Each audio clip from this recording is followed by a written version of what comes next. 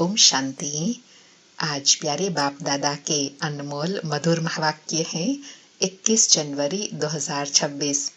आज 21 जनवरी का दिन हम सब बच्चों के लिए बहुत विशेष दिन है, क्योंकि आज के दिन दादी गुलजार में शिव बाबा की पधरामणी हुई, जिसको हम अव्यक्त दिवस के रूप में मनाते हैं।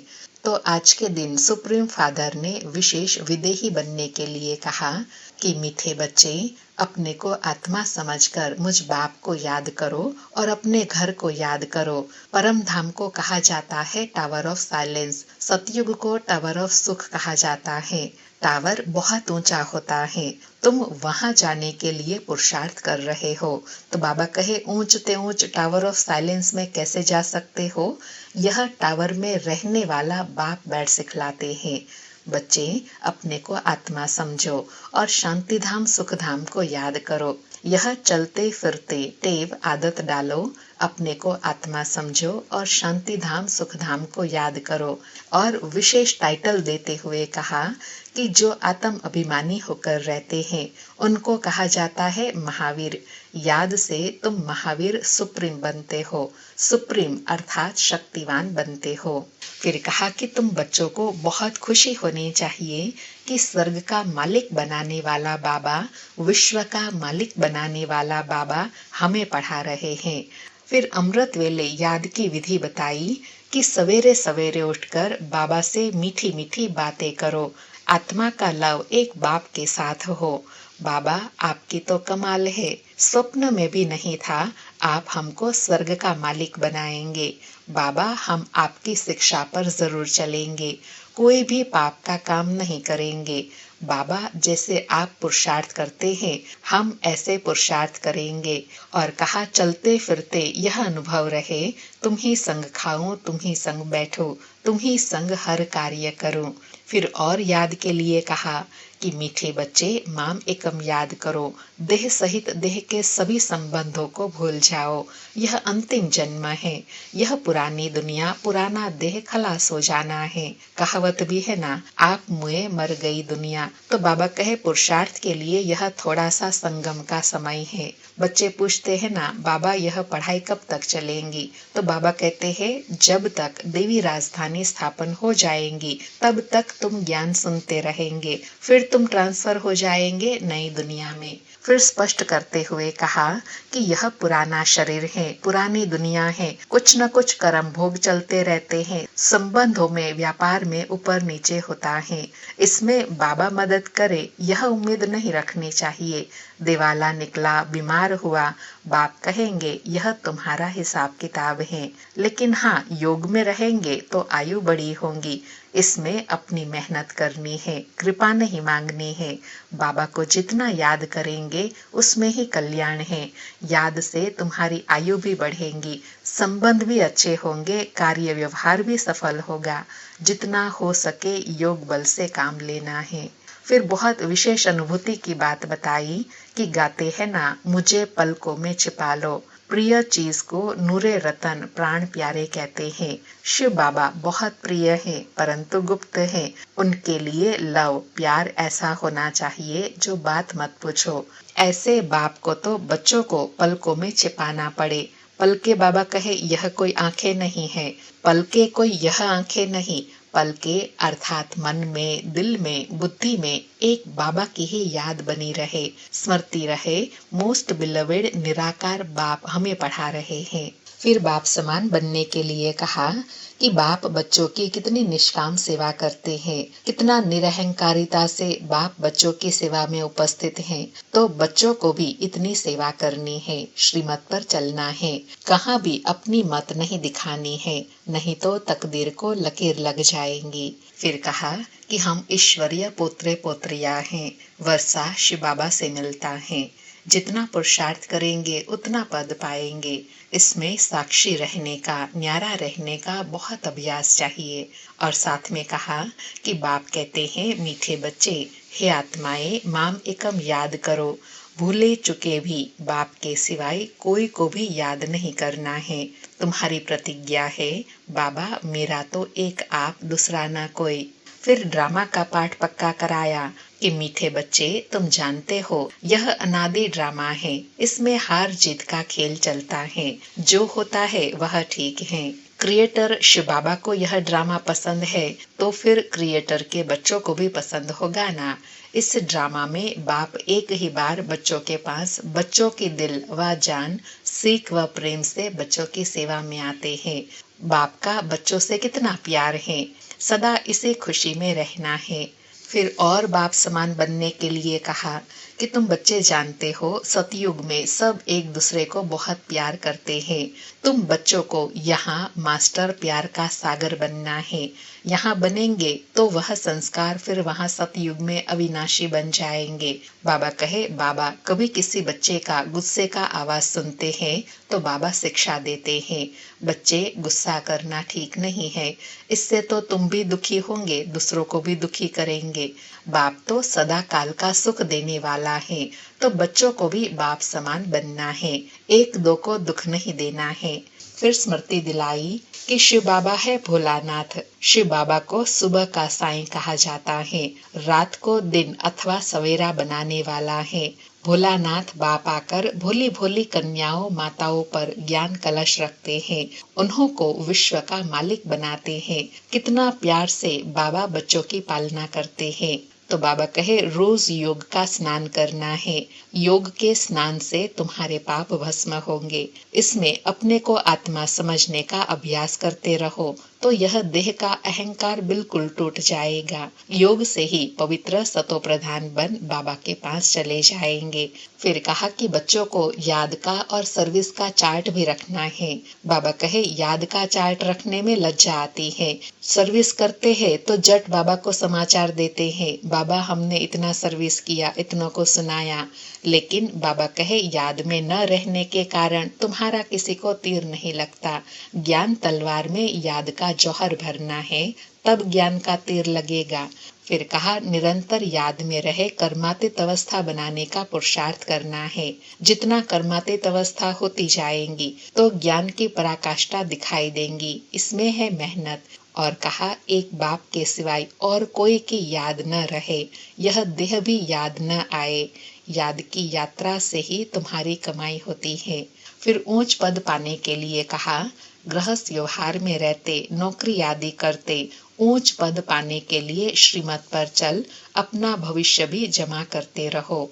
बाबा से हर बात के लिए राय लेते रहो। बच्चे पूछते हैं पैसे है तो उसको सफल कैसे करे, तो बाबा कहते हैं सेंटर खोलो जिससे बहुतों का कल्याण हो, उसमें तुमको भी भविष्य 21 जन्मों का राज्य भाग्य मिलता है। और विशेष कहा कि तुम्हारे यह नंबर 1 बैंक है, इसमें 4 आना डालो तो भविष्य में 1000 बन जाएगा, पत्थर से सोना बन जाएगा, तुम्हारी हर चीज पारस बन जाएंगी। और कहा, मीठे बच्चे, ऊंच पद पाना है तो माता पिता को पूरा फॉलो करो, अपनी कर्म इंद्रियों पर कंट्रोल रखो। फिर धारणा के लिए कहा कि बाबा तुम बच्चों का ज्ञान योग से श्रृंगार कराई सतयुग के महाराजा महारानी बनने के लायक बनाते हैं। इसमें सहनशीलता का गुण बहुत अच्छा चाहिए, देह के ऊपर टू मच मोह नहीं होना चाहिए, योग बल से काम लेना है, माया से घड़ी घड़ी हार नहीं खानी है। फिर कहा कि यह पुरुषोत्तम संगम युग है, इतना ही सिर्फ याद रहे तो भी निश्चय हो जाता है, अंदर में बहुत खुशी होनी चाहिए। ओहो, बेहद का बाप कहते हैं, मीठे मीठे बच्चों, मुझे याद करो तो तुम सतो प्रधान बनेंगे, विश्व का मालिक बनेंगे। फिर और याद के लिए कहा कि सवेरे सवेरे उठने से ही पहले पहले शिव बाबा से गुड मॉर्निंग करना चाहिए। गुड मॉर्निंग करना अर्थात खुशी से याद करना, जो बाबा हमको विश्व का मालिक बनाने आए हैं, पतित से पावन बनाते हैं, ऐसे बाप को बहुत लव से याद करना है। बाबा कहे, बच्चों को अपने दिल से पूछना है, हम सवेरे उठकर कितना बेहद के बाप को याद करते हैं। परंतु बाबा जानते हैं कई बच्चे दिल व जान, सीख व प्रेम से इतना याद नहीं करते हैं।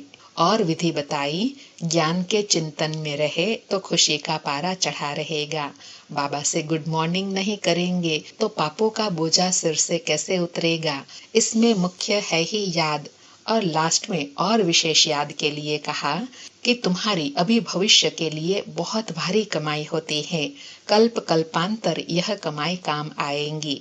तो बड़ा धैर्यवत, गंभीरता, समझ और एक्यूरेट बाप को याद करना है। जो बाप को जास्ती याद करते हैं उनको करंट जास्ती मिलती है, क्योंकि याद से याद मिलती है।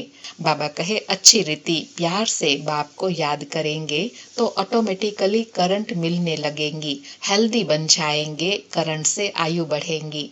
बाबा कहे बच्चे बाप को याद करते हैं तो बाबा भी सर्च लाइट देते हैं। बाबा सवेरे कितना भारी खजाना देते हैं तुम बच्चों को।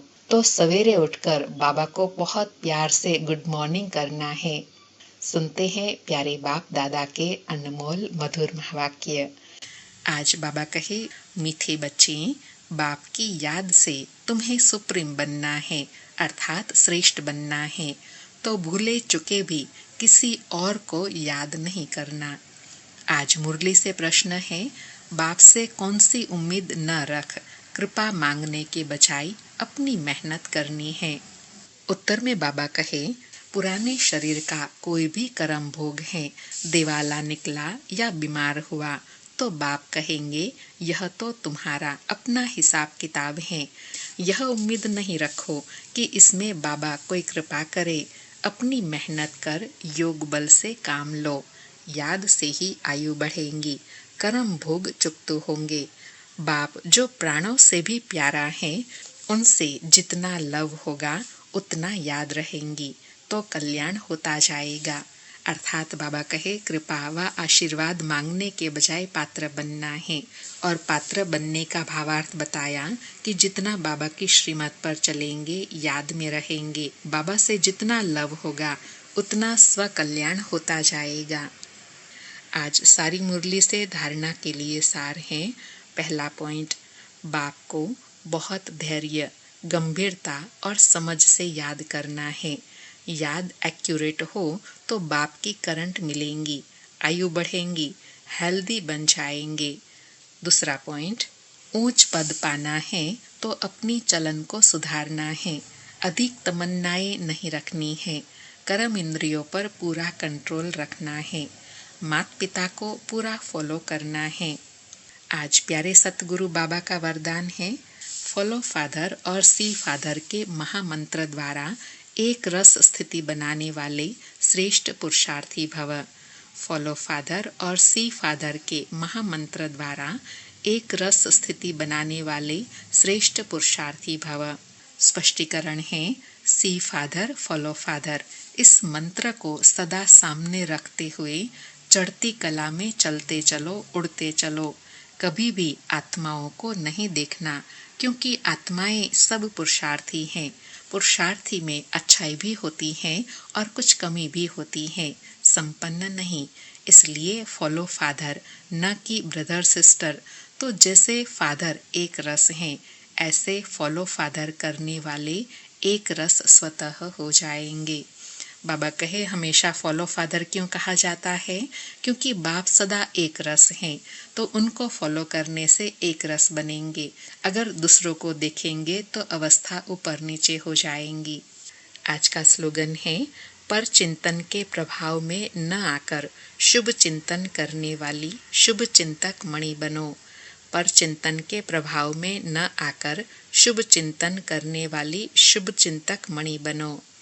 आज के अव्यक्त इशारे हैं, इस अव्यक्ति मास में बंधन मुक्त रहे, जीवन मुक्त स्थिति का अनुभव करो। आज अनुभव करने के लिए कहा कि जैसे और स्थूल वस्तुओं को जब चाहो तब लो और जब चाहो तब छोड़ दो, वैसे देह के भान को जब चाहो तब छोड़कर देही अभिमानी बन जाओ। यह प्रैक्टिस इतनी सरल हो जितनी कोई स्थूल वस्तु सहज होती है। रचयिता जब चाहे रचना का आधार ले, जब चाहे तब रचना के आधार को छोड़ दे, जब चाहे तब न्यारे, जब चाहे तब प्यारे बन जाए। इतना बंधन मुक्त बनो। और ऐसी बंधन मुक्त अवस्था बनाने के लिए बाबा कहे सारा दिन देह में आने और देह से न्यारा होने का अभ्यास चलता रहे। अच्छा, ओम शांति। शुक्रिया बाबा, शुक्रिया।